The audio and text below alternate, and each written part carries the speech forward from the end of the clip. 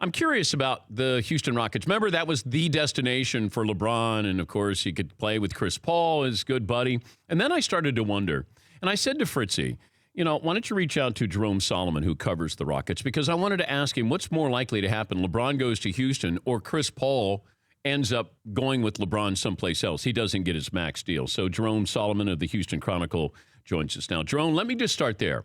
What's more likely to happen, LeBron in Houston or Chris Paul someplace else? You have to start with LeBron in Houston. I think Chris Paul came to Houston.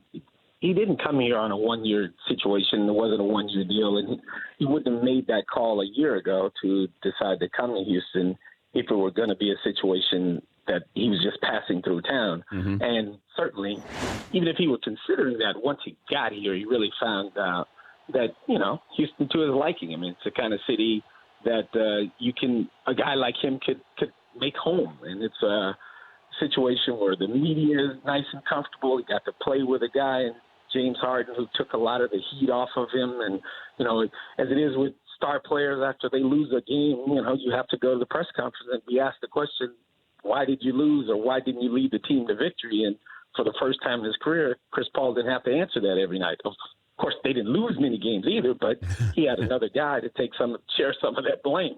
Does James Harden want LeBron to come to town? That's an interesting one. He hasn't said anything about it specifically, obviously, because the season ended and that didn't come up. But he has talked openly about not being afraid of having good players on the team. He wanted best players. He wanted Chris Paul big time. He went out and said, look, I have to have somebody better on the team than this.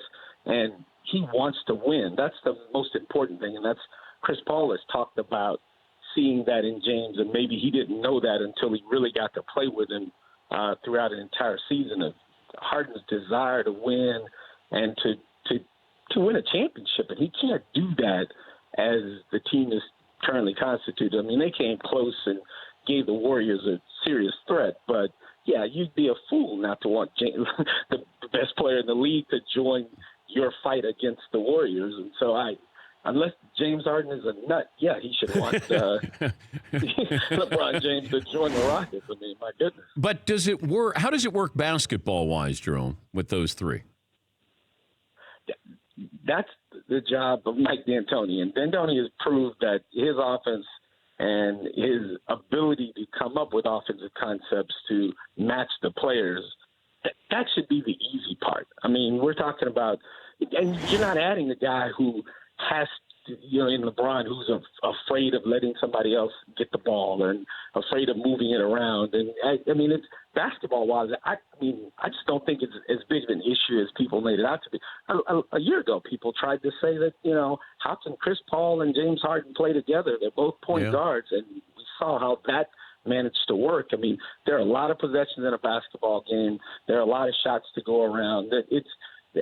That should be the easiest part of it if players are willing. Now, if you have completely selfish players, you'll have an issue. James Harden is one of the best leaders in assists in the league the last couple of years since he made his move to point guard. He's not too concerned about that. And money wise, they're going to get paid wherever they are, so that shouldn't be an issue. But basketball wise, D'Antoni's system, he's salivating at the hopes of bringing in a guy like LeBron to fit into his schemes. If you're betting a week's pay, where's LeBron end up? I'm not betting a week's pay on anything involving LeBron James. that's throwing money away. And obviously, he surprised us a couple of times here. But it just seems I've lived in Houston far too long to be optimistic that Houston would be the choice. And there's some parts that need to be moved and things that have to happen. And Daryl Morey is a guy who has been working this for a while now, and he's right at the precipice of getting it done. I don't see a logical move for LeBron James to go somewhere else and build something from scratch, which is basically what he'd have to do if he chooses to go anywhere else other than Houston. And as smart as a guy as LeBron is, as much as he wants to add championships to his legacy, Houston is the place that gives him the easiest road to doing that right now. So I would bet a week of your pay that LeBron James will be in Houston. But did he tour like high schools there? There it's like Loch Ness Monster where there's a sighting or Sasquatch. Oh, I hear that he's going through the school systems there in Houston. Did that happen?